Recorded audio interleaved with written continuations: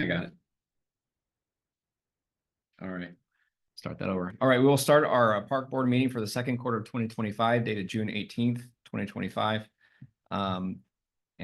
This is the call to order to begin. So you want to start roll call? All right. Jalen King. Here. Connor Dykes. Here. Kelsey Seckard. Blake Leon. Here. And then David Sandretto said he wouldn't be here this evening. And I have not received any notification from Kelsey regarding attending or not, but we do have quorum. So we've got 3 of our 5 members, so we will go ahead and continue with the meeting. So we'll start with Pledge of Allegiance. I'd like to ask Diane, our guest, if she would lead us in the pledge.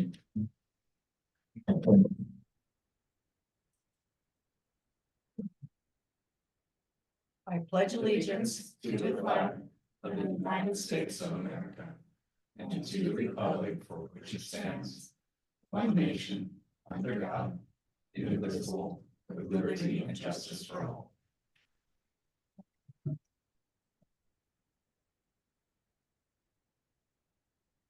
All right, I've got a few extra handouts. Connor, did you get? I think, oh, there's one sitting right there. I'll just grab those. There's a few extras here, and there are some extra agendas as well. So a few attendees. Thanks to you guys. So you got them, follow along.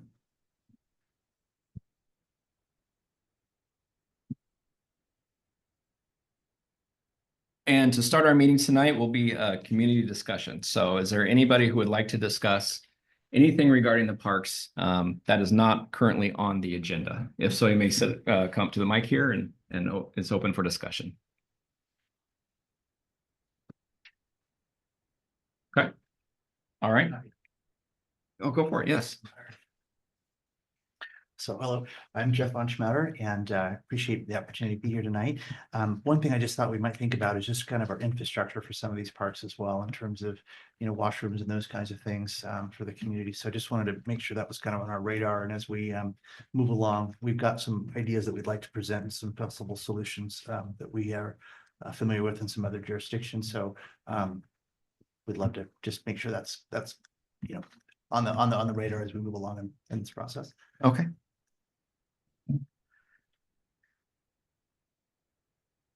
What we can do is add to our items for discussion, item number 7E, infrastructure for current parks as a discussion item, and we'll open it up for discussion at that point.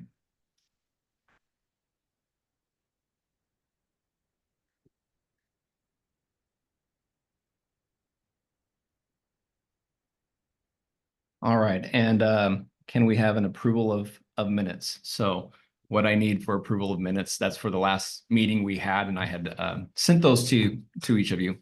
I just need somebody to say I move to approve the minutes from the last meeting, and then a second, and then a vote, yes or aye or nay. So if one of you could move to approve the minutes from the last meeting, and then second that, and we'll have a vote for approval, and then we can move forward. I move to approve the meeting or the minutes from last meeting. I'll second that. Okay, and all in favor? Just say your last name and aye or nay. Dykes, aye. King, aye. Leon, aye. All right. Good job, you guys. Your first approval. So thank you All very right. much. We're a pretty new committee here, just for all of you are aware. So this is our second meeting. We didn't have to approve anything at the last meeting. It was just kind of summaries and reviews of what we had going on. But thank you very much. All right, scheduled matters. At this point, we have nothing scheduled other than we will discuss scheduling our next meeting at the end of the agenda. And then up for next is items for discussion. So I'd like to first provide a quarter 2 parks report, just an update from our previous meeting. A few things I want to mention, updates on where we're at. If you'll recall at the last meeting, I did just give you all an overview of the condition of our current parks, provided a presentation and where we were at with all of them. Updates I'd like to provide first are splash pad / blacktop park, which is the one on the north side of town. If it helps, would it help if I bring up a Google map on the screen for reference for you guys, or you have a pretty good idea where our parks are at? I think it'd be helpful. I'm not sure if I know where those are at. All right, no worries. Let me bring that up. It's always good to have a visual.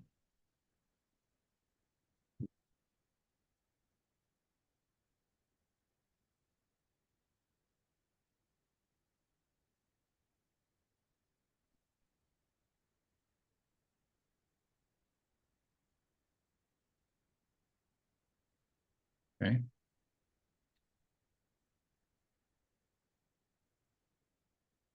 This is the Earth. So sorry, a little humor there.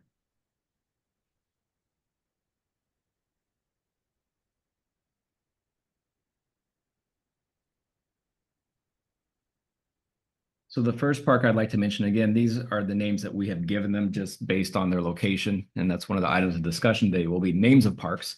But the first park I wanted to provide an update on is what we call our Blacktop Park. So this is the north end of town. This is your Kaibi Market right here. If you guys, oh, my mouse is not keeping up with me. This is Kaibi Market. And this dirt patch here is our Blacktop Estates Park. We call it that because this is the Blacktop development that went in and they provided the land for that park. It's currently in much better condition than this. It's got grass, fencing, boulders, and we had submitted an application last year for a splash park there. And in our last discussion, we were still waiting to hear if that was approved or not. We had a real promising meeting with RCO, our funding source, last week, and they informed us that the project was approved, just pending one final step, which was actual RCO's board of directors needed to approve it. But it went through our state legislative budget. They approved the project. The RCO scores had approved it. So we're we're feeling 95% confident that we're going to get the grant to have a splash pad installed on this Blacktop Park. So When you're done, can I ask a question? yes, yep, no worries. Timeline for that project would be estimated if we're anticipating official notice of award in July, and our goal would be to have it complete construction by a year from now. So we would start with preliminary engineering and design during the rest of this year and bidding it out, and then award and contract and construction next year. That project, the amount awarded is $500,000. And the city would have to come up with $350,000 to finish it off, which is our required match for that project. But that's some really exciting news. It's something that the city has been trying to get for years. So we're really excited that we finally got a splash pad moving forward. One other good thing about that is all of the infrastructure is already there. When we put this park in, we sized the water lines large enough to handle that. And there's sewer there, so everything is adequate for the infrastructure. The funding does include a restroom facility as well, picnic tables, a picnic shelter, and parking lot. So be a fully functional park by the time we're done. Did you have a comment on that, Diane? Or a question? Yeah, and this all sounds really good. If thinking maybe if you need more money, it could possibly be tied into something for America 250. If there's any grants there, because if this is going to happen in 2026, I wrote 1926 here.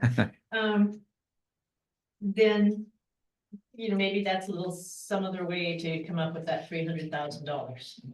And I think it sounds good because I know there's plenty of space for parking.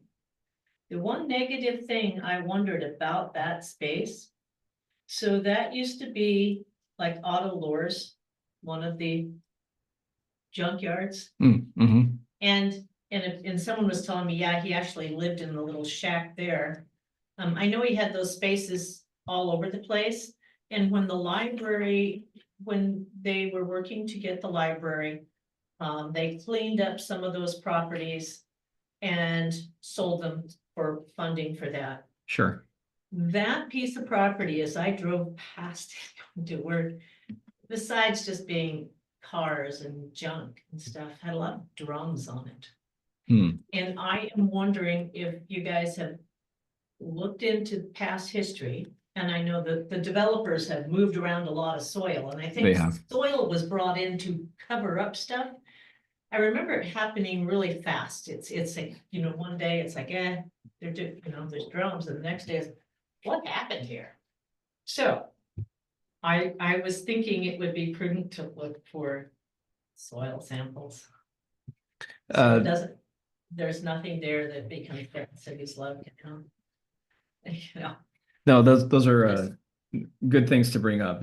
because otherwise it's just a fabulous location and it sounds like what you're doing is great. Yes, That's.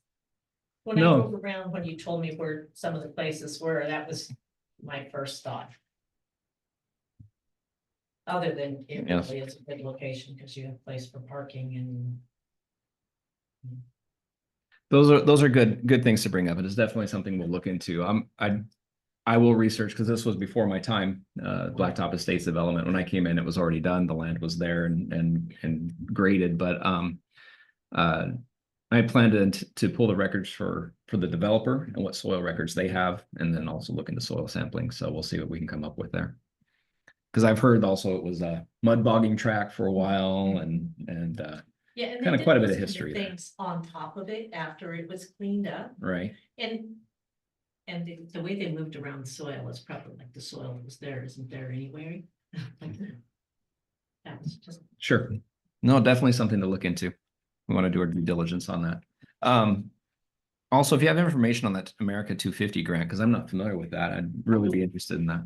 I don't know that there's a grant, but last week being at the Washington Museum Association's meeting. I don't know that the gal from the state came and contacted Benton City. She's visited almost every little community in the state except ours. Hmm. And really it's more of a program and trying to get people to buy into this celebration of our, and I can't even say what our sesquicentennial, anyway, America's 250th birthday. Yes. And it would be where I would start, and I have a few names I can check with, Sure. to see if there's anything, and then send them, if you guys still have a grant coordinator they could probably look, oh, you're doing that. Yes. Wearing that hat as well. So feel free to send that information to me, and then I'll take a look and see what we come up with. All right, continuing on our parks report, the Riverfront Park. Last meeting, we had applied for a grant for an access road. Our Riverfront Park, kind of back up a little bit, is really not much of a park right now, but it is this triangular piece of land right here. Kind of runs, my mouse isn't cooperating that well, but it kind of runs along here, about 11 acres. And it was purchased through our RCO grant with the caveat that it would be developed into a park by the end of 2026. What's the definition of a park? Essentially, it's access into the park and signage. So we've got an unpaved road that's only wide enough for one vehicle. And we need to make this where it's a conducive road that folks can get in and get out feasibly. So there's a T-Mobile hometown grant for $50,000. We applied for that in the first quarter. We did not get that grant. We're notified we were not awarded, but because it's a quarterly grant, we're able to apply again. And because I already wrote the application, it took me 5 minutes to update dates and resubmit. So our goal is to continue to do that and be the squeaky wheel until we hear back on that access road. Essentially, it would be tie into our new Dale Avenue over here, and somewhere in this area here, follow this, make sure my mouse is working right, follow this pathway in, but it would be graded, graveled, and widened so that we have access all the way in. If you'll recall, another part of this project that we're working on is the procurement of the railroad bridge to turn it into a walking pathway. So we're still working with Union Pacific. We have not heard back from them on the offer we submitted of $150,000, but we're still waiting to hear back on that. And that was a grant from HUD for $2 million. So the remaining funds we would use to redeck the bridge for a walking trail. Archie Borden Skate Park. So that is one of our parks in the middle of town that has most of you guys I'm sure drive by it, has the skate ramps and all of that. And if you've driven by, you've seen that we no longer have tennis courts, but it's been resurfaced and repurposed. And now we have a newly surfaced pickleball, 6 pickleball courts in the same area. Fencing has also been repaired. And we've done a little bit of upgrades to the parking lot, put in new stops and striping. So starting to dress that park up. And the last piece for this, which is also an integral part, are the nets. So the grant that we had received to do the repairs was not sufficient to cover the nets for the park. But we've been working with local businesses and asking them to sponsor a net for us. And so far, we've secured 4 businesses who are sponsoring nets. So need 2 more. If you know of any businesses that want their name out there, the sponsorship includes a net, a little plaque on the side of the net saying sponsored by whatever business. I'll throw a name because he's here. Smart Storage is one that Jeff and Manny here from Smart Storage are sponsoring a net. So they'll have a little plaque on the net, says sponsored by Smart Storage, and then a banner on the court as well. My brain was on something else. Did you say how much it costs to sponsor? I did not, but the purchase of the nets are right around $3,000 for one net. So these are quality commercial grade nets, surface mounted. We had concerns. We didn't want them walking away. So we want to make sure they're mounted. We wanted ones that are going to hold up in the weather. So I met with the local pickleball club out of Tri-Cities and asked them for recommendations on what nets to purchase. Because I am not an experienced pickleball player, but figured they would know best. So they gave me the recommendations, and that's what we went off of.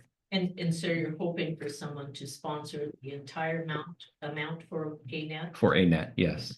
Yeah, so we need 2 more sponsors. We've gotten 4 already.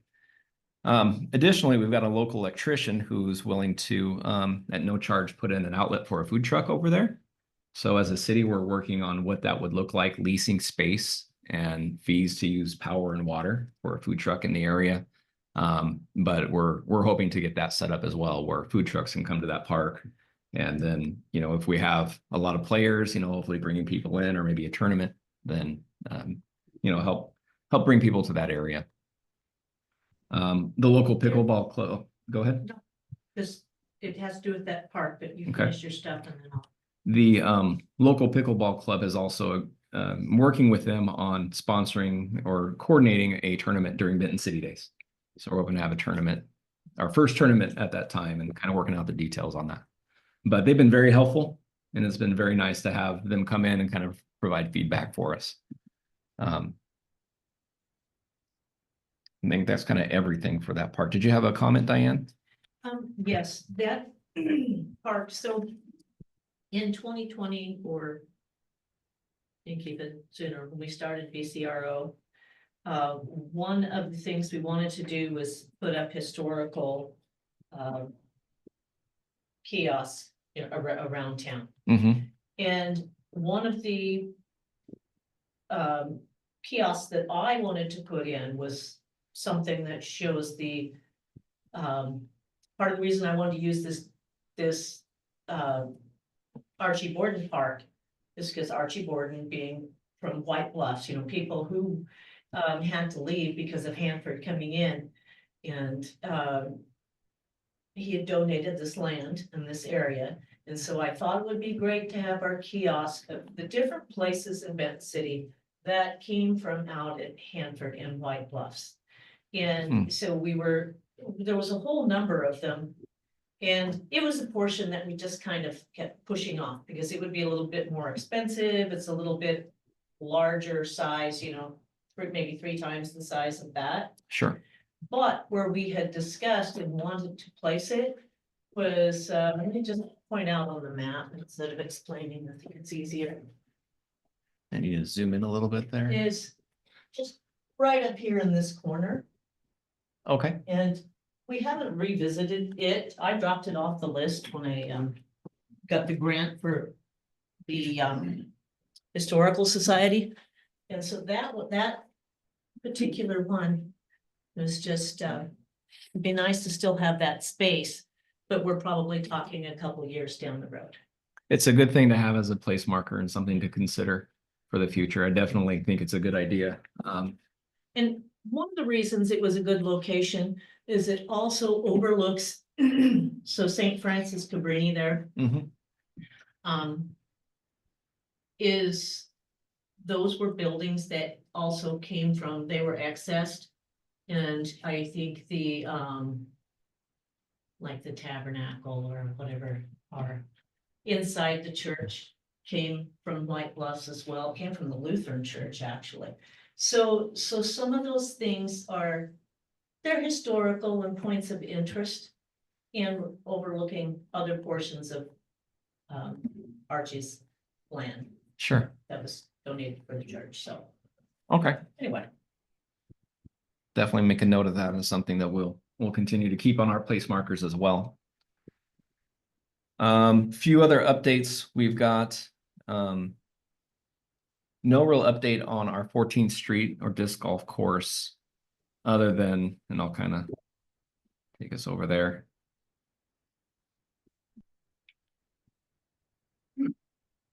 Other than the cleanup efforts that the city, the Public Works Department, and the folks that have been handling the disc golf course, which Manny, who's here, has been kind of coordinating that. But we've been working hard to make sure that the area is maintained. We've had a lot of good traction on the disc golf tournaments, if that's the right word, or competitions that Manny's been coordinating. Manny, what kind of turnout have you been getting at those tournaments? Roughly, so we do have a tournament going on, I don't know if I need to cover it a bit. We do have a tournament, scheduled for August 8th, and it's gonna be a, for nonprofit. And it's gonna be drive for suicide, over suicide, so we're working with the coalition of a Healthy Benton City to offer some kind of, they're working with kids and suicide awareness, mental health awareness, so that's kind of our goal, is to be able to offer some funds to, so that they can be able to create more career, or not careers, but just create events for more of the kids. And there is weekly leagues going on. There's actually a tournament or a small league going on right now as we speak, and it's just kind of like call it Wednesday dubs. So there's a lot of movement going on. Friday and Saturday are the busier days, and I'm sure Diane has to deal with a little bit of people going throwing some distance to her. Actually, No. we've talked to guys, we've seen some guys playing, but they Awesome. don't want to talk because they're busy playing. Yeah. And I have met, I was in Tri-Cities at a meeting for the Historical Society, and one of the young men at the house, that lived at the house where I was at, he says, "Do you live out there by the golf course?" Because he's a member of the club. Yeah. And so that's kind of nice to, it's like, wow, I actually know somebody who's been out there helping clean things up. Mhm. And so that's good. And I see so many cars. Yes, That's, there's always someone there now, and I think that's actually a good thing. absolutely. So, And thank you for striking the parking lots. That looks fantastic. Well. Yes, we're And the rest as well. Thank you so much. we're doing what we can as well on our part, and we definitely see this as kind of the next. Once we get this pickleball thing done, that's kind of our next area we're going to hit. I've mentioned a few times we're working hard on coming up with solutions for extended parking because there's not much there. We're aware of that. Just so you're all aware, some of the challenges with this park is, one, it's not owned by us. It's not our land. The land is owned by Department of Fish and Wildlife. And it's not in city limits. So anything we do has to go through Benton County and Department of Fish and Wildlife. And generally with those, there's also environmental considerations, cultural resource considerations. That's why the disc baskets themselves are not inside in the ground, because we could not get approval for that. And it's also in the floodplain. So we have a lot of challenges there that we're dealing with, but I'm confident that as we continue to move forward, we can overcome a lot of those. It's not that any of these folks don't want to work with us. It's just there's work to getting these approvals and getting those things done. And funding is another issue. So it's all things we're working on and working towards, and hoping that we can solve it a little bit and get us a little bit more conducive environment there. how about working on the fence? I remember we talked a year or so ago about how they had cut the fence, and I think that was to get in and put up the kiosks. And I don't know if that got repaired. Now, is that on But- your side? No, that's the side that parallels the walking path. And so it left curled up barbed wire just kind of laying and around, and I don't know if it got fixed. I haven't taken that section of the walking path. So you say, is that the north side, this side so- here? Go up, right, yes, Okay, it is the north side, and a little further, about where, you see the three trees, so it's about where that In middle here. tree That middle is. tree. to The your middle, right. Right in here. No, No, to your left. To our you're left. going west, go Where the west. brown Oh, patch is this at. little tree. Yes, right, Yes. right Right around there. there. Gotcha. Okay. The fences have not been replaced since the Corps of Engineers put them in, so the flood was 96 and they moved forward in putting the canal in. So I think, as it became River Trails Park, which is the other thing I want to say, I think that is a very good name. I don't think it should be renamed. Who owns that fence? Well, the city is, in the contract, the city has the responsibility for maintaining the fence. With the irrigation district? No, the irrigation district had the responsibility for keeping the weeds down. Coyote Irrigation District. And that was what, when Lloyd was mayor at the time, the project was going in and he was also on the irrigation board. And so was Lorna. So Lorna Deckert was very involved. I mean, she was the face of development of this. And if you want to know anything about it going in, she's the person. Okay. Good to She know. was a wonderful councilwoman. And so, and according to Lorna at that time, so as they put that in, that was where too, the story of the reasoning for this park is so that it would, Marie Scott sold it to Fish and Wildlife to make sure that the people of Benton City had access to the river because things were getting so developed Mm-hmm. and there just wasn't public access. So you could fish or do whatever you're gonna do down at the river. But the River Trails Park was wonderful as they begin to think about, oh, what else can we do? And I think that even getting the irrigation company to buy in with that was great. But moving on with that, if, I don't know if you guys have renewed that contract. It was good for 25 years, so it is probably getting really close to, or Yeah, you you guys know, would have to update. I'm not sure. I do need to look at that. I have a copy of it, but Yeah, I haven't looked at it really closely. I have one in box. But If there's just fencing repair here, that's something that our public works team can take care of. So I've made a note on that and we'll take a look at that. I will say that the fencing down here by the parking lot, we just pulled that out today. May I ask you Yeah. a question? Yes. So just regarding the disc golfers, sometimes your disc goes over the fence, so it really makes it difficult to climb under. we should And have some, if they can allow that Yes. space, but also one further, to the right of that. Cause it's, you have guys climbing underneath that barbed wire to Yeah. get over, and it'd be nice to have some kind of an access point so that. Like a little gate yes, in the and I area. think, so down at that corner where it borders our land. So, you know, In you're here? right down here, is most of the trees or half the trees are us. Mhm. But anyway, there is a section, the fence was solid, there was no gate. And at the time they put that in, there was a man who walked the riverbank all the time, and every time he just come through, you can't stop me from walking. And he'd cut the wires, repair the fence, cut the wires. But I actually think there should be a gate there, something that identifies it is private land. Not that we don't let people come over. We're talking about. Yeah. Yeah, I'm talking about the north side of that walking path. Yeah, it still gives people access if they had to come across and get it. because- Yeah. That's something I'll Yeah. go by and take a look and see what we can do. Yeah. Cause it's So- all 16, 15, and 17, the ones you have to kind of, where this will go over, and it'd be nice to just. Be able to go someone through a does gate. walk Underneath that barbed wire, and it could be Yeah. a little dangerous. Agreed. Okay. But we are excited about the developments going on there. One other thing, the last thing I want to mention about that park and the solutions we're coming up with is I know that the city does have an easement kind of following the street, right in this area. So one of our future plans is to kind of grade that area, maybe gravel it, and that could be used for additional parking space, or if an event and a food truck were to come in. Although we don't have power or water there at this point, that's another thing that we're thinking of doing. So few things in our mind that we're looking at as we navigate through this, but definitely excited about the opportunities that are being brought here through the disc golf community. Before I continue with the rest of the parks, any other questions or comments?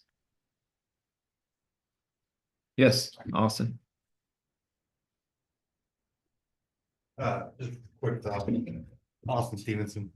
You're talking about the plug, power plug for potentially for food trucks. Yes. Councilman Chandra brought up one yesterday about how he had seen at truck stops and whatnot, where they have like, almost like, swipe your card, pay, that kind of thing. Mm-hmm. I was thinking about that. It's an option. But I thought about it, and a potential problem, I guess you might say, is those all require like some sort of third party, some sort of, payment setup, this, that, and the other. And they work arguably well in areas like truck stops, campgrounds that have heavy and frequent use. My thought was it might be better, since we're just talking about when you'd have a food truck come in, or when there would be a tournament or some sort of event or something.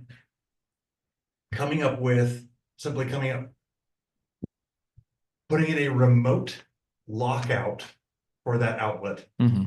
so that somebody from the city could just go down, on, off, Mhm. right? And it can't be used for anything else. And simply coming up with a reasonable day rate. Yes. And then just doing it, although it'll be there for a 2-day weekend, a 3-day weekend. Anyway, That's That was my kind of only the thought with direction that. we're looking for a few reasons. One is an electrician's offering to install it at no charge. So what he's installing would be a lockable box, not the whole credit card scanning type system. We can develop a fee schedule where we just say it's a flat fee, like you said, for a day, this much. We just have to be able to back into those numbers, and that's something that we have to work with our attorney on and saying, we're charging this much for this reason. We can't just make up a number. Mhm. We've got to be able to provide to the public, this is why we're charging what we are. But as long as we establish those things, then and it's straight across the board, that's kind of, I think we're all in agreement, that's kind of the simplest way to go about it. So that's what we're anticipating doing there. perfect. That's my only thought. 'Cause, yeah, I think the credit card swiper would bring a lot of challenges and difficulties, and then tracking the costs and everything as well. And if it's not getting used enough, Hmm.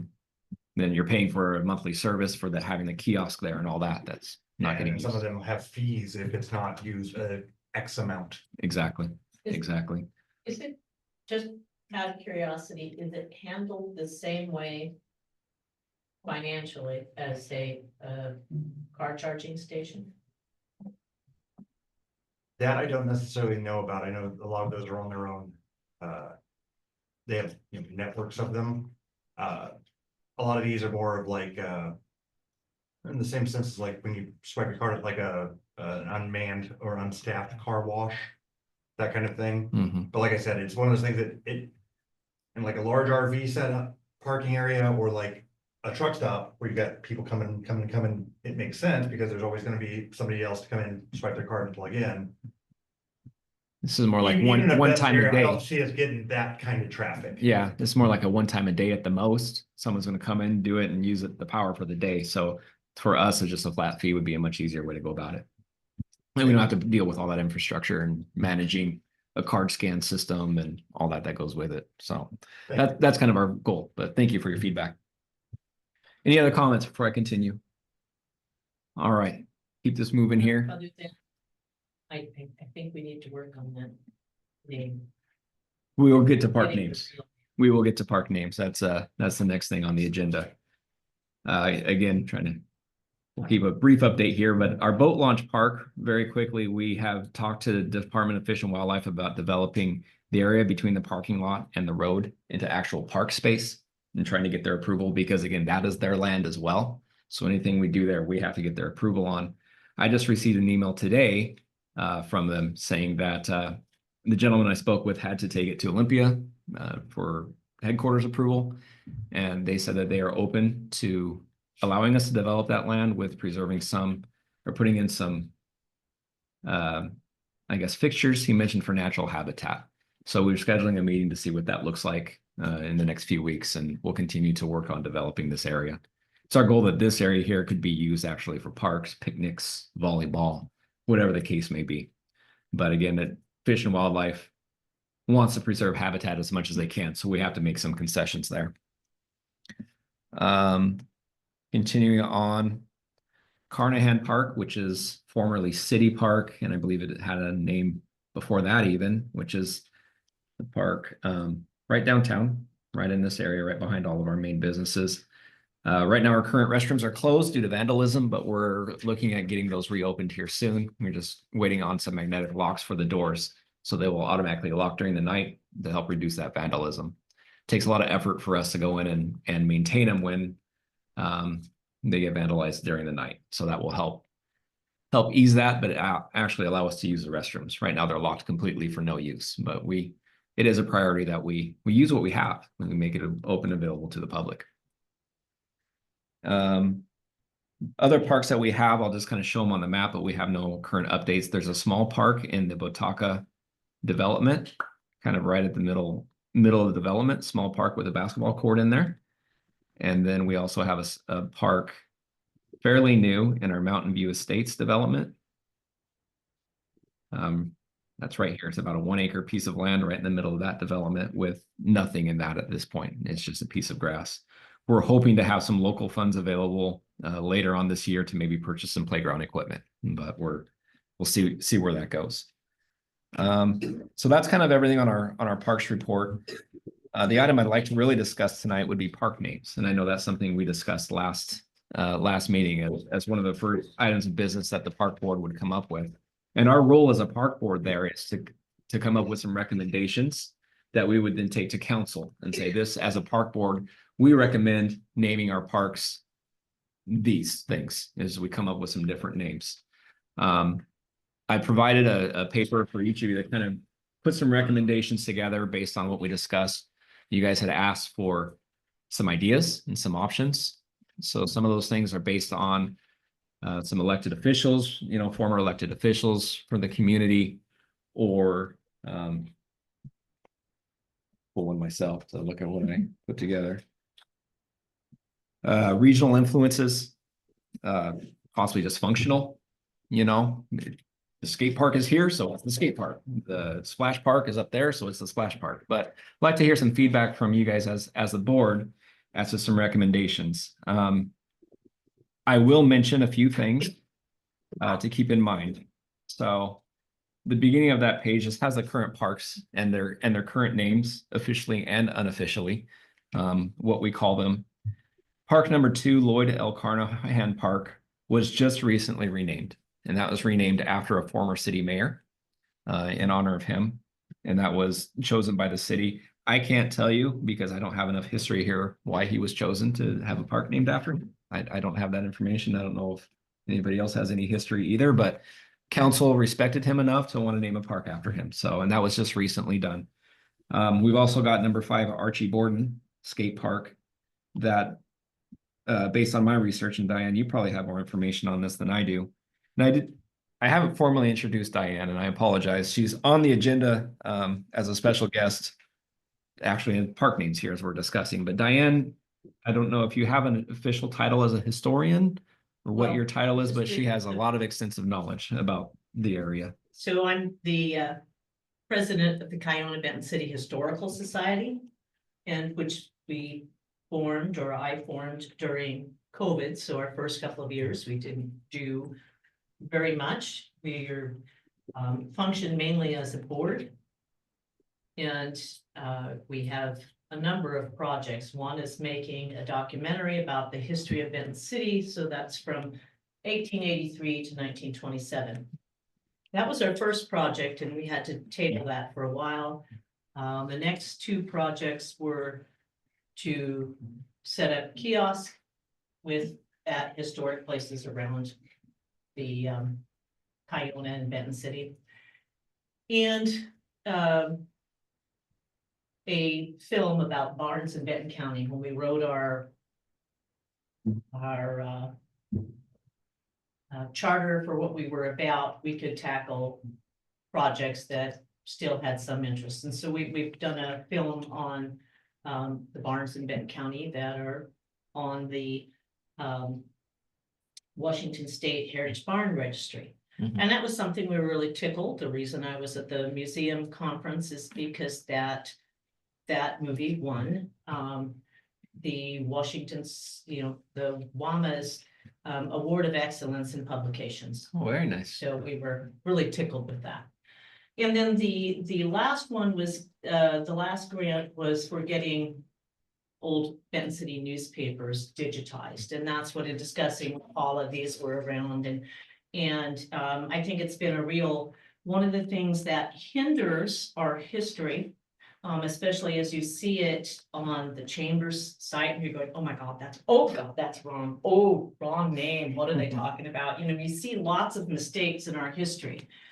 And so anyway, so I'm with the Historical Society, and some other people are Charlotte Burris, you'd know, and my niece is back as our treasurer, because our treasurers and secretaries, they're all my age, and people get ill and we have to get someone else to fit in, work in on those.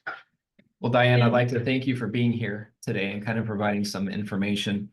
As I was saying briefly, and I'll kind of give everybody a little history here because we've got a few folks that haven't attended these meetings, but last meeting we discussed parks and their names. And one of our concerns is, as we've been getting some of these new parks brought in from developments, there's been no formal naming of the parks. We just kind of called them based on the development that went in. Blacktop Park, Bataka Park, Mountain View Park. Those names are there, and there's no official signage, no official name to those parks. We just call it that because of the developments.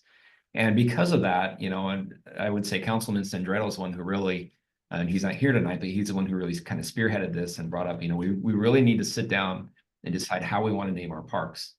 You know, they should be relevant some way to the city or the area. They should not be named after developers that are there, but you know, as a city, we should at least have a name and a sign for that park, what it is. So that's kind of where we're at. The two that I think we probably really want to consider not changing would be under the list numbers 2 and 6, which is the Lloyd L. Carnahan Park I mentioned earlier. And number 6 is the Archie Gordon Park. That's its official name. It's where the skating, it was where the skate park is and where the pickleball courts are. Number 5. Should have put my reading glasses on, shouldn't I? Yes, thank you. Number 5. All the rest are, I would say, open for discussion. And some of them, I don't even know if what I have down is the correct name because I can't find any records for them. I know, Diane, you mentioned River Trails Park for number 10, which Yes. we have just been calling 14th Street Park and Disc Golf Park because there's no sign, there's no documentation to track what that park was called. So that's where, as a committee, we need to kind of come up with some recommendations to bring to our city council and say, this is what we recommend we name these parks. And again, it could be based on historical officials, the area, all of that. And I brought a few things here that I found in minimal research, but Diane, if you'd like to kind of provide some feedback and some guidance, I'd appreciate what you have to offer. So I looked over this when you first sent me the items, and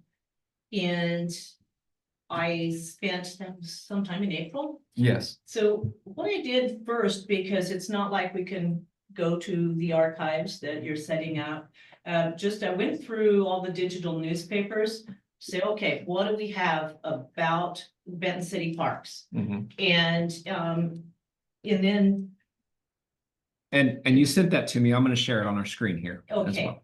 and because I'm not sure if I sent you, I think I sent you the one that I was having a hard time getting the tables to arrange by date. Okay, And then I think it did turn out. 1 second.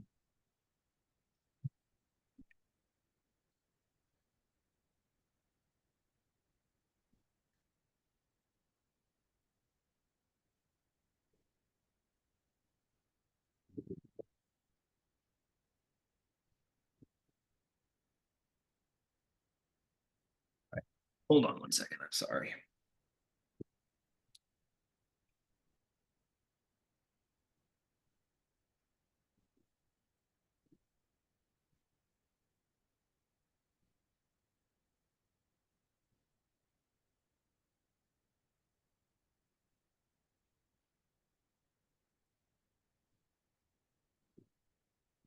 All right, here we are.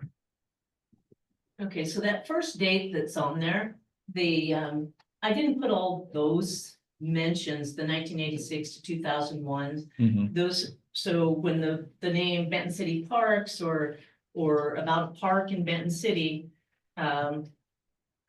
the horseshoe tournaments were often in Legion Park. And so anyway, there's probably a dozen little articles there that I didn't even track. Okay. But going through, so as I said, one of our projects was getting some of the old newspapers digitized. And the oldest newspapers we have for here are from 1911. Mhm. And that was at the time, the North Coast Railroad was here and they were just plopping Benton City down in the middle of Kiona. And their first mention of parks is in selling the estates.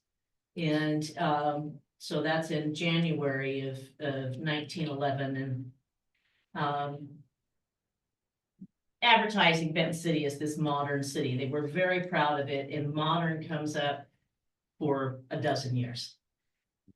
The first park in Benton City was the proper as we know it now, was in block 83. And see, I always thought it was down by the depot.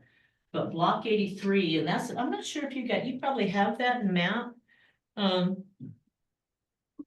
It's the map that Pittman drew, well, his office drew in 1905, Okay. and it's available digitally from the county. I'm sure we have And- it somewhere. So block 83 is right up around where the Methodist Church is, the current Methodist Church. Okay.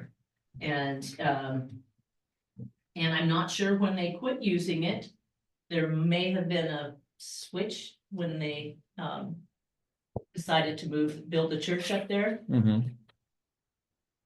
Because I always thought the first park in Benton City was the one which is Skookum Park, which became, and it was named that because a group of college kids, probably most of them from Benton City. Anyway, they had submitted the name Skookum, which means very good, wonderful, the best anything can be. And then it just became known as City Park. Mhm. And so you look at all of there is an article about it, but it's in a newspaper that's not available digitally, and we're still trying to find that. Okay. And I read it a few years ago. So anyway, it was just nice to have some history on that. But of course, that park was the main park used for celebrations, even up through the 50s, and of course now. It's been here. It's the park that's been here the longest. Which is Lloyd Carnahan Park now, Yes. currently. So currently it's the one right behind the downtown area. That's the Lloyd Carnahan Park, was originally Skookum Park and then became City Park somehow, somewhere, some way, and then recently changed. Yeah, and the first one that they seemed that they seemed to really like was 1911.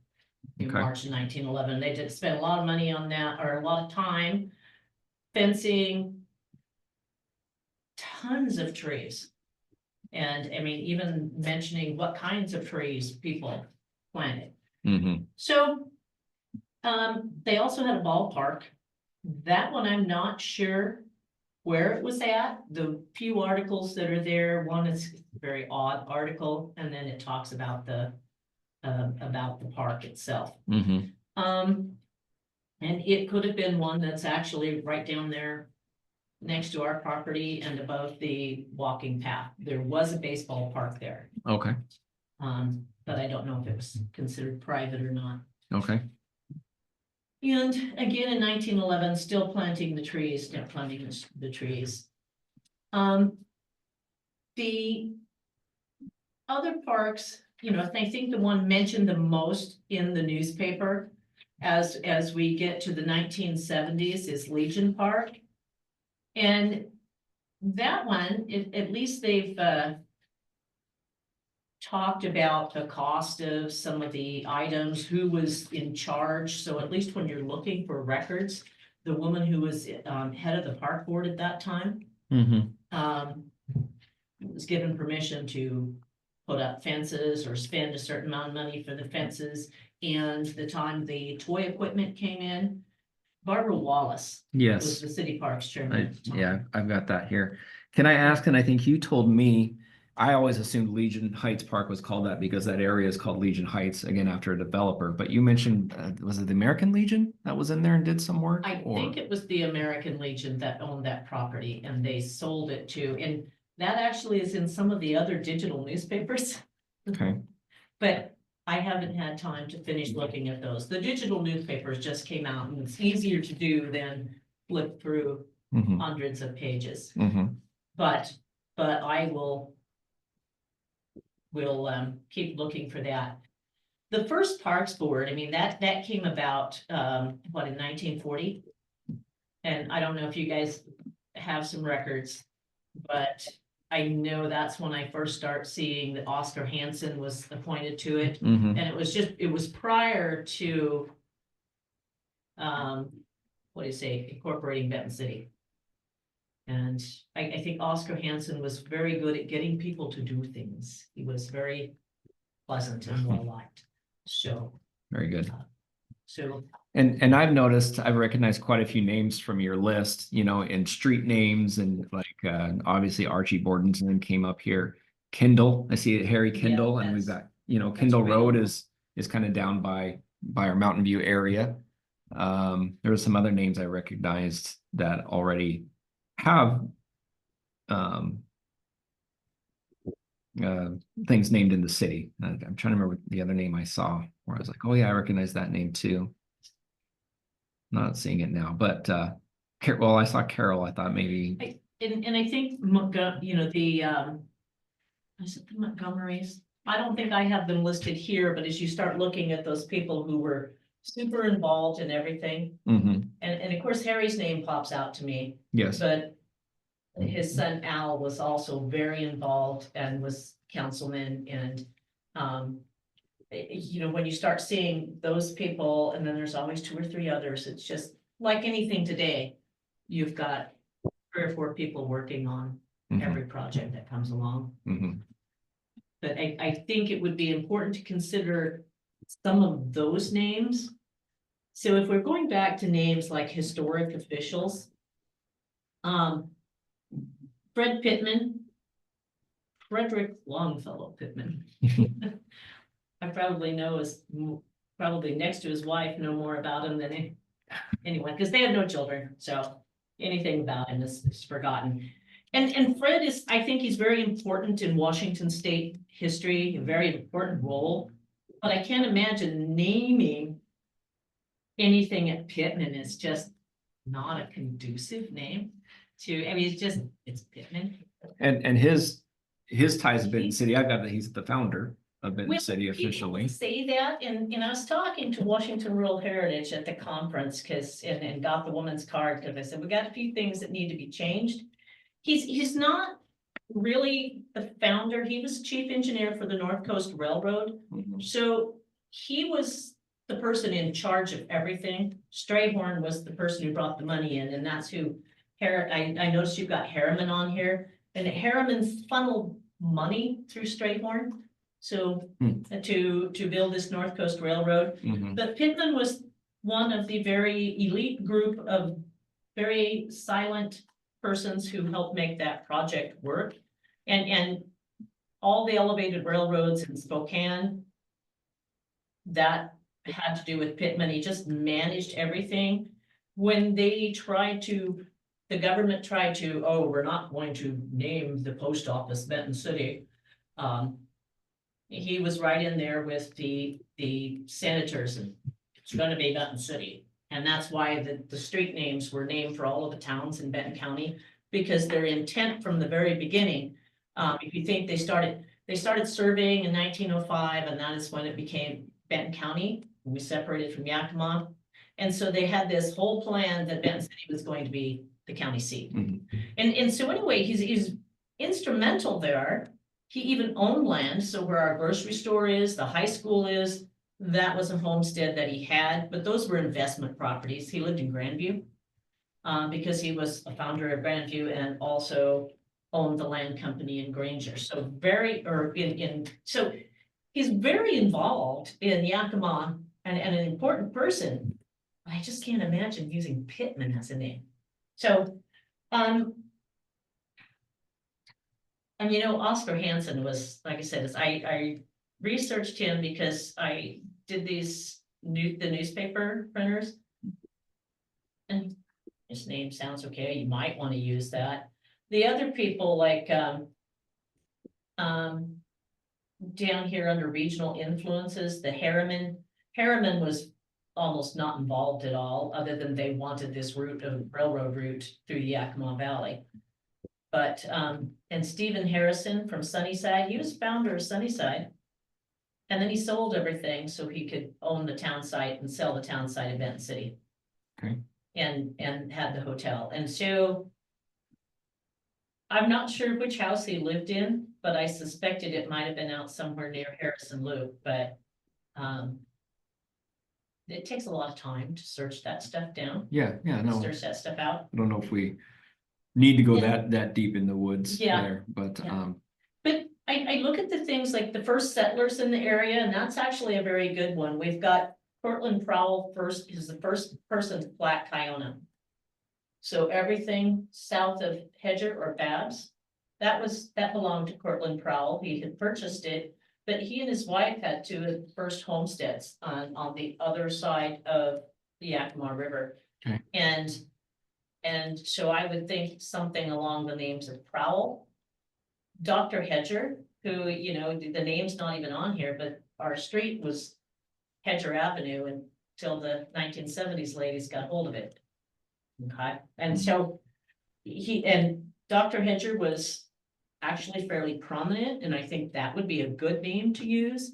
He was on the first board of medical examiners in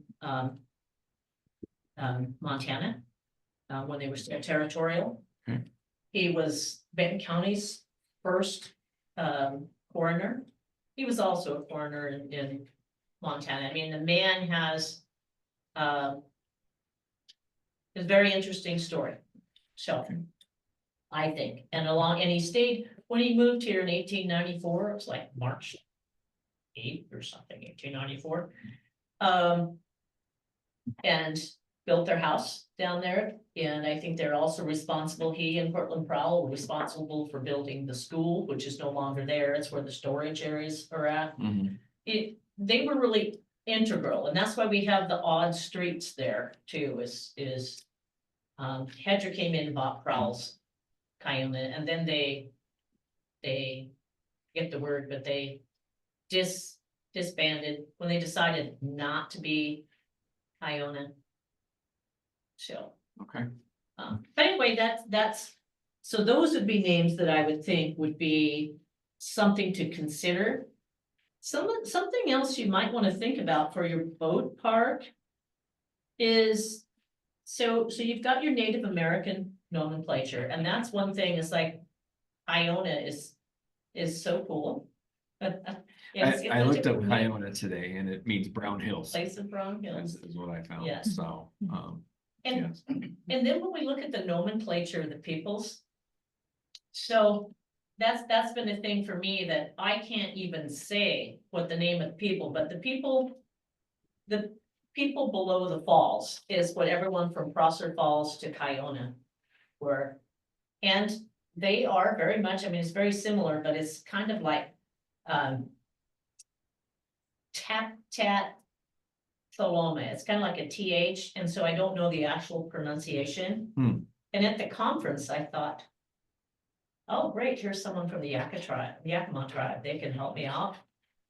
But I didn't get to talk to that person again. The other person I talked to was a contractor, and I said, well, we can help, but it's, you know, it's their job, you know, their own business, and it would cost money. sure, But that one's hard to do. So, but on the name for that is one of the things that when they first, the Northern Pacific first surveyed the area, so that little circle and that little curve in the river, that bend in the river, was called Horseshoe Bend.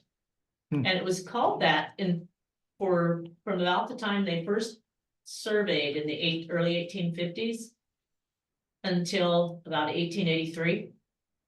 And that seems to be when the Northern Pacific must have just because there's more than one Horseshoe Bend in Washington and across the United States, I'm just guessing, and they decided to call it Kiona. But I think that Boat Launch Park, it wouldn't hurt to even to call it something like Horseshoe Bend, or at least have something down there that shares that. Mhm. The people who lived in the community refer to it, and the Girl Scouts and Boy Scouts and stuff. So that would be something to think about. Okay. If you wanted to go with that, but I think you can't do better than Kiona. Well, that's a lot of good information, and I appreciate your history and kind of giving us some ideas here. What I'd like to do is kind of just open this up to the board for open discussion regarding kind of what's been laid out and what's been discussed, and see what you guys think about park names. And I didn't mention here more modern influences because really it's hard to come up with that. But I suppose we could talk to school district about some of the local sports heroes, some of them that have gone on to state. I'm not from Benton City, so I don't know a lot of that or how successful Benton City sports have been. But those may be something to look into as well. If we look at just regional or landmarks, that might be something you want to look at. And like she mentioned, Horseshoe Bend. So I'd like to open it up to the board for discussion and let you guys kind of talk about it and see what direction you're leaning towards and what kind of recommendations we would want to bring to our council.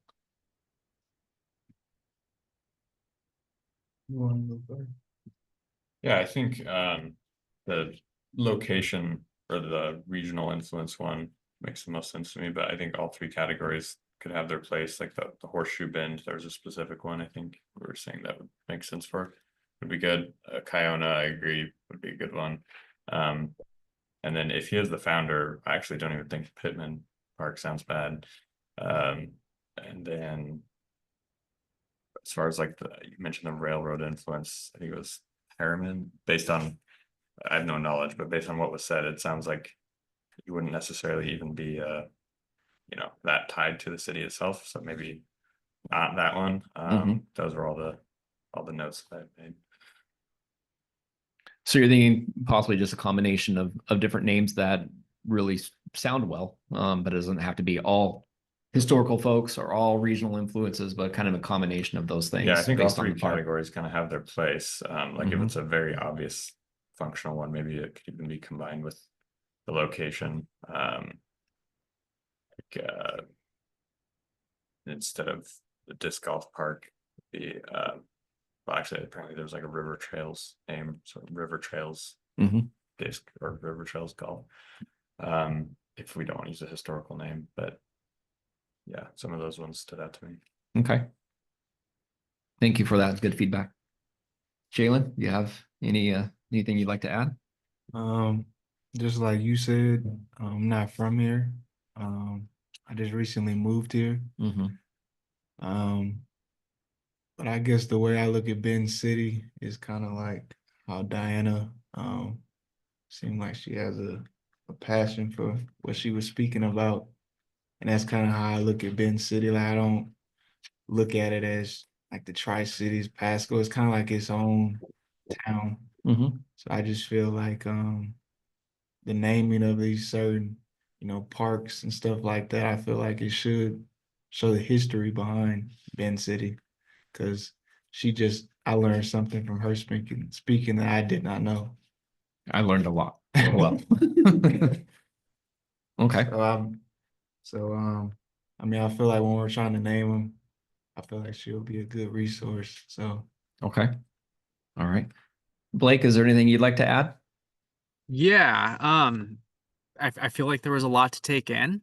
And so one of the things I wanted to ask is there a deadline for naming some of these parks, or is this something that we have to do tonight? No, there's no deadline. It's something that I know has been on council's mind for quite some time, and they would like to see some progress there. I will say that, but I can't say that we've set that we have to have all the parks named by tonight.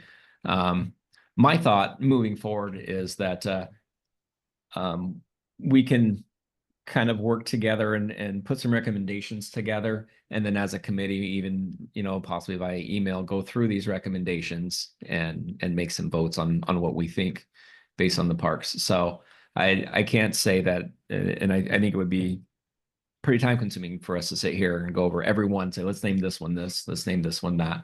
But you know, together I think we can throughout the next few weeks via email come through some ideas and recommendations. That sounds You good. guys are good with that? Yeah. Could we get this, what I'm seeing on here on the screen right here with all the dates and the information on there? Is that something that we could have emailed to each of us, or? With Diane's permission, I've got it. She sent it to me Okay. with me sending it out to the board. Yeah, and this was recognized, it was just a draft, so what you've got is a citation and where the information came from. And these are mostly just newspapers, and I don't care if you send it out. The important thing is you know where it comes from. And because you get information there, you get a date, and then, like I said, they could maybe find something official, something more. And if you don't mind, Diane, I may add to this just our discussion tonight. Like, not on here is the discussion regarding that area kind of called Horseshoe area.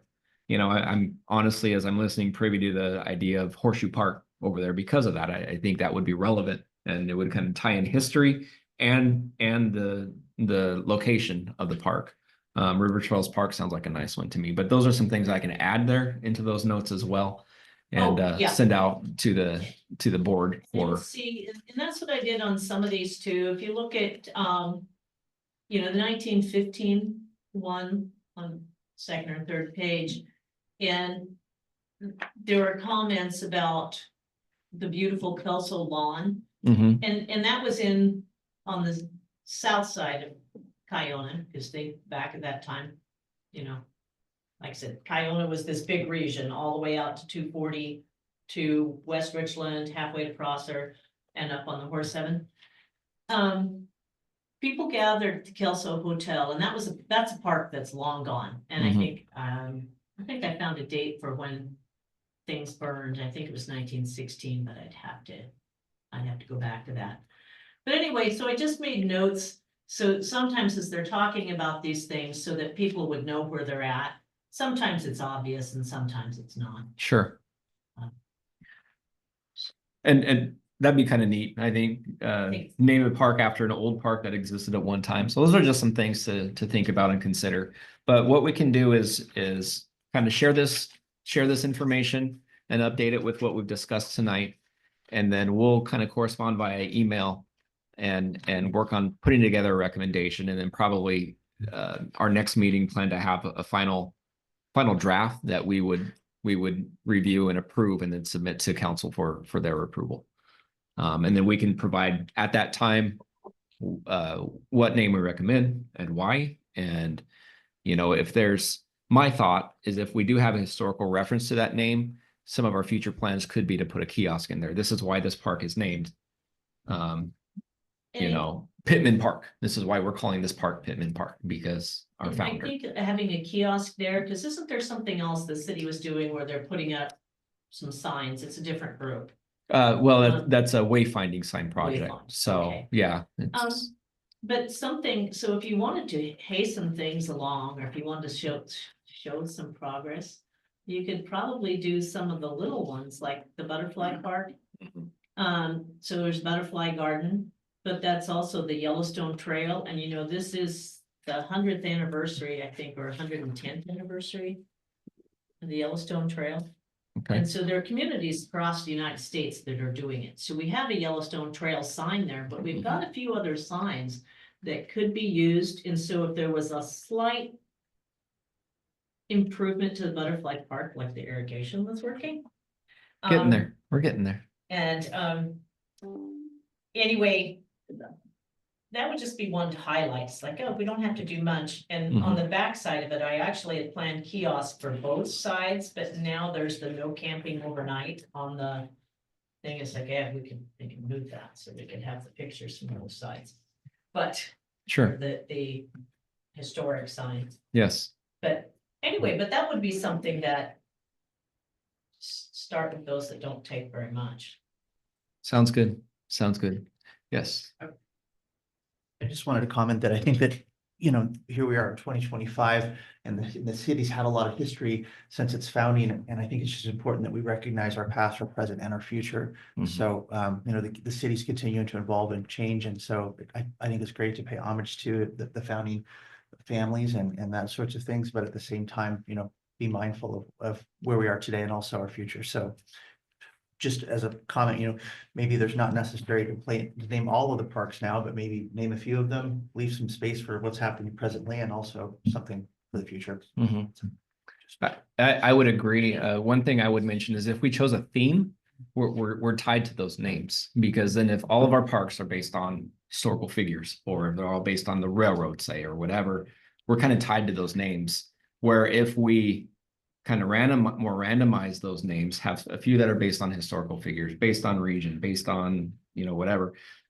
If we did choose to rename one in the future, it doesn't throw everything off. It's like, why is this one park called Mountain View Park and all the rest are named after somebody? So those are some things to consider as you mentioned the future. And like, yeah, if we would ever chose to rename a park, which I'm not against that. Things change and folks come up and there may be reasons we're going to look into that. So that may be something to consider when we're looking at naming them, how we go about it as a group. So good comment. I appreciate that. Moving on quickly here. So pickleball, I want to go on to our next items for discussion. Pickleball court implementation. There's not much more to discuss there. I've pretty much touched on that. Disc golf course assessment, we did touch on that as well. You know, it's in our mind. It's an area that we want to develop. Our goal right now, our next steps are to discuss with the county and discuss with Fish and Wildlife modifications and additions we want to make, specifically parking area, extending parking area there. We're hoping in the future to look at, we did have a plan at one time before we had the disc golf course about a trail and a non-motorized boat launch down to the river's edge, but that was right along your first hole. So those are some things that we'll have to look at and consider as we're working on future designs for that park. As this takes traction, there is no plan right now like for a restroom facility or anything at that park, but as things move, so do we. And if we see a lot of use there, then that's definitely something that we would look into. But that's kind of, and land is an issue there. So there's not a lot of space at disc golf course. I can stop my sharing and jump back over there quickly.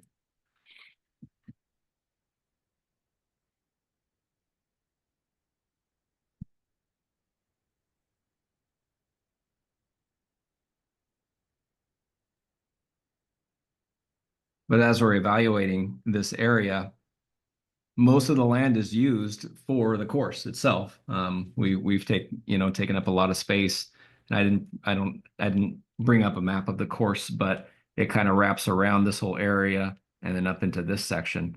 So we would like to extend our parking lot out this way if possible at some point, like to utilize this area. And then I think it would be good, and I'm hoping you guys would be open to redesign if we ever need to of the course, but to look into areas for some food trucks, for some vendors, space for a restroom in the future, an actual building, which those run about $150,000. We're pricing it out right now for our splash pad park. It's a prefab building, self-contained and all of that. But you know, they're nice buildings. They hold up, but they're not cheap. But those are things that we're considering for the future. Our highest priority right now, as we're talking about infrastructure and current plans, is the Riverfront Park, which is the undeveloped land over by the bridge. The reason being that we have until 2026 to turn it into a park. We do have site plan engineered plans to incorporate a restroom, a gazebo with an event center there, non-motorized boat launch, an ADA ramp going up to the railroad bridge, and some landings for that. So how far we go with that will kind of depend on our future plans and how our parks take shape. But we're also coordinating with the county on tying in a trail on the other side of that bridge.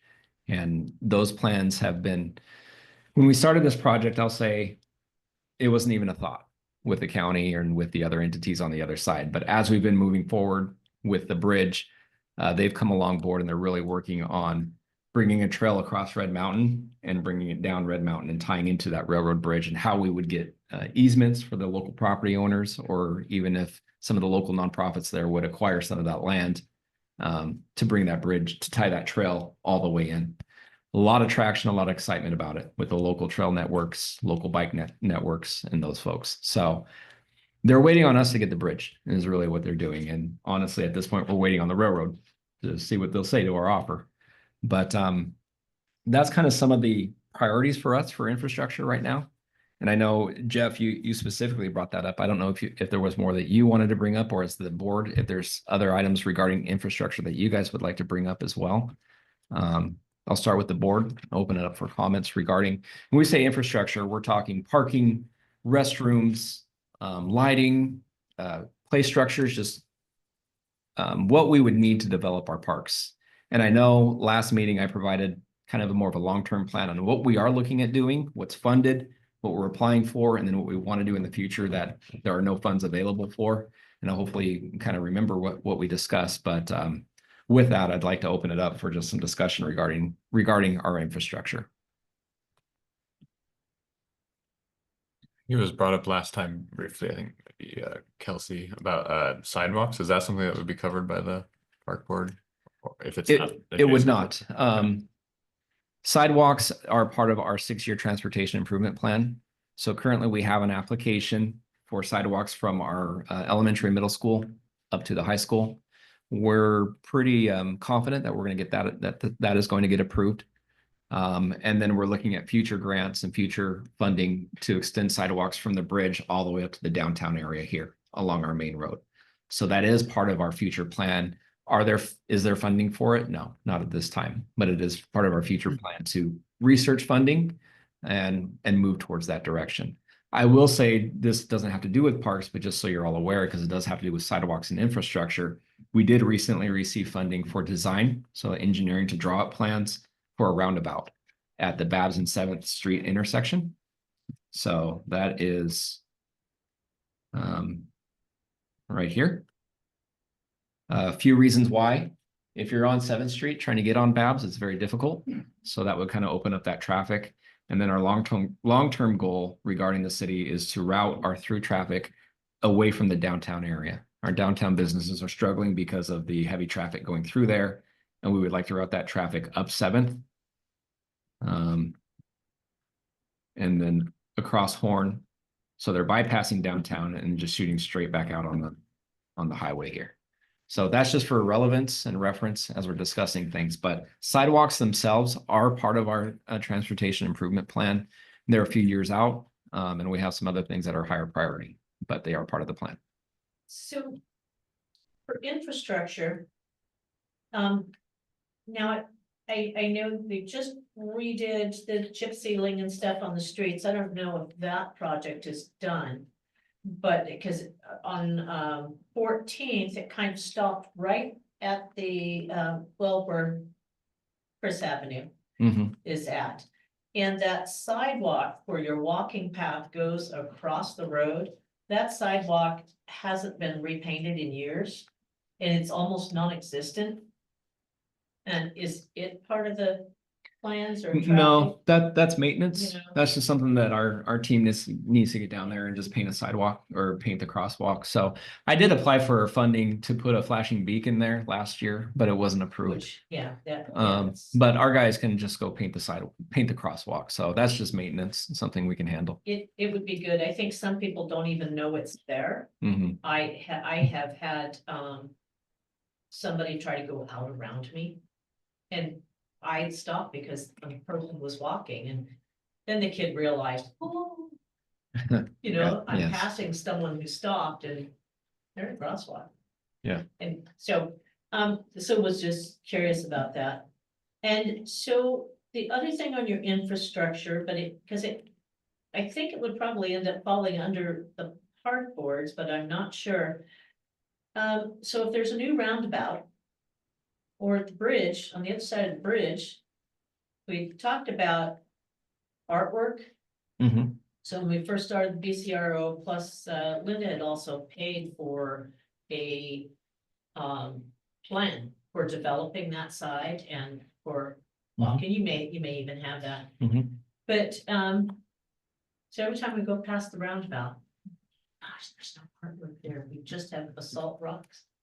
But would it fall under the park board? We don't have to get into it, I know everybody's ready to go, but will it fall under park board? do you I think? don't believe that would. I believe that would fall more under, because it's just artwork, but not in a park. So probably more city development as we're coming up with development standards for that area over there. But we do have those plans. Right now, we're working with DNR, the owners of the current land, and opening that up for development. So, but that's something that we can look at. Any other questions or comments on infrastructure? Jalen, did you want to add anything? No. Okay. Blake, anything you'd like to add? Yeah, it's just an idea, and I don't know what it would look like as far as like budgeting or getting it approved. But you mentioned having a non-motorized boat launch over there added in. Yes. And I've seen, we used to live over in Sammamish. We'd go to Snoqualmie River and stuff, and they had these places by their non-motorized boat launches where you could borrow a life jacket for the day. And I remember hearing it mentioned having some historical kiosks around the city, maybe added at parks, and I kind of just had this vision of maybe having a spot like that where people could grab life jackets to return, and then also having like a historical kiosk in the same part of that infrastructure of that being built. And I don't know, it was just an idea that I had, that I'd bring it up. I think it's a good one because Manny probably remembers, we talked about that in the VCRO. And especially with putting up the new sign down at the boat launch Mhm. park, and I'm not sure where things went from then because I had moved on to do some other things. The kiosks, they were actually placed out there, so. We put life jackets down at the boat launch. And I think we went for our entire supply, so we're gonna have to buy more. Yeah, I believe we had canoes for a while that Right. we would check out, and we did have life jackets, and the canoes weren't, I wasn't here. Paul would probably know more than I would, but I don't know if they were not used or not, or vandalized or what, but the canoes didn't work out. And we put them there a little over a year ago. Yeah, but the life jackets have, there is behind the sign, there's a few life jackets hanging there. So we do have that, but it's not real advertised and there's not a lot there. You know, I've got I'll just kind of step to an aside, but we've got 3 potential parks that border the river. And for consideration, just I would throw this out as something to just ponder and think about as the board as we discuss parks and our future plans. But I think that's one thing that Benton City has a niche in, is we're small, but the river surrounds us kind of by 2 sides, and it kind of wraps around the city. And we have 3 parks. We've got, starting at your River Trails Park / 14th Street Disc Golf Park. And then you've got the boat launch park as you're coming into town. And we've got the new, what we're calling Riverfront Park right now. And based on where they are, you know, we can capitalize, I believe, on riverfront activities, tying the parks together. Perhaps canoe races, you know, little boat races, you know, the rubber ducky where you drop the ducks in and put a number on them, things like that. So I think those are some things to consider in the future on taking advantage of the river and the 3 areas that we have that border that. You know, and I bring that up just, you mentioned the life jackets and non-motorized boat launch, because there is a plan as well at the Riverfront Park to put in a non-motorized boat launch. So if these things come to fruition, we'll have 3 areas where we can access the river and perhaps really bring in some events that would be unique to the area. I know, you know, we've got 3 rivers coming into the Tri-Cities area and all that, but based on how we sit and our size and where our parks are, I think it's something we should look at and try to capitalize on. But and with that would be, yeah, having amenities available for riverfront activities like life jackets and things of that nature. So a few thoughts that I had that I wanted to bring up. It's not anything to take action on, but just something to think about. Anybody else? I know Jeff, you kind of brought it up. Did you have any comments you wanted to bring on about infrastructure and? Yeah, I was just gonna add that we have a vendor that we work with, Michael Stengel and Lumid, that provides a containerized restroom solution, and they've been utilizing that in other jurisdictions, and it's a great way that you can get the infrastructure in at a fraction of the cost. So I was just gonna forward on some renderings and his contact details to you and the board, so that at least you could reach out, maybe get some pricing as you're evaluating options. That'd be great. And then in terms of signage, I think it'd be great if we incorporated, maybe get the high school involved in the shop, and maybe we could get the kids to help with some signage, which would be fantastic. Maybe we could get some signage for City Hall, for parks and disc golf and all of that. That'd be a really great project. So we would like to, maybe talk to Clay Henry and the principal. We've got a good relationship with her, and see if we might be able to build a bridge with the Parks Department to help get that to occur. Yeah, good idea. Once the names get finalized. Yeah, those are good ideas and help incorporate the community a little bit and some more involvement and ownership there. So Yeah. definitely like those ideas. Yeah, with early BCRO, we had looked at some much nicer gateways there to the parking lot on 14th Street. And in fact, I think we need to address the woman who convinced the state to buy her land so that remained something for the people. There were some really nice designs, and I think it would work out if someone developed that relationship with.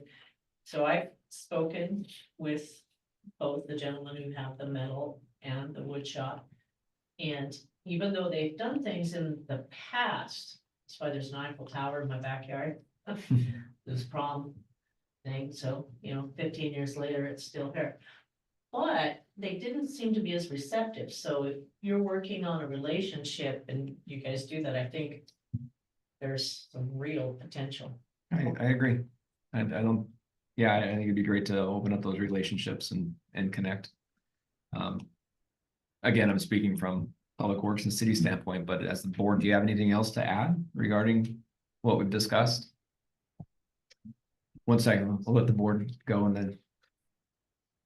Anything else? Austin, you'd like to make a comment? Oh, just a quick one, a thought on that, what you're calling Riverfront Park. Mm-hmm. I live like right over there. That whole long section, how it's kind of triangular shaped, Yes. a thought to fencing or walls or however that park is going to be cordoned off, as you were talking about, like people walking through.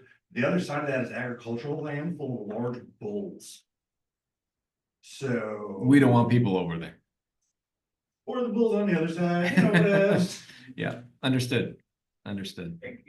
Could ruin a birthday party celebration, I don't know. Yeah, right. Kids running around in red and the bulls getting excited. Yes. All right. Any other comments before we move on? Okay, just addressing a few more items here. I'd like to schedule our next meeting now so that we have it on the books for August 13th. Does that date work for everyone? It's a ways out, but should give us time to kind of hash over what we've discussed today and put together a plan for names and all of that. So any issues, concerns with August 13th? Okay, I'll go ahead and set that date and we'll start coordinating accordingly. And last is adjournment. So any other questions or comments before we adjourn? Okay, well, we will adjourn at 8 o'clock. Thank you all for your time today and your involvement, and look forward to continuing to working on these things. So thank you very much. I will stop recording here.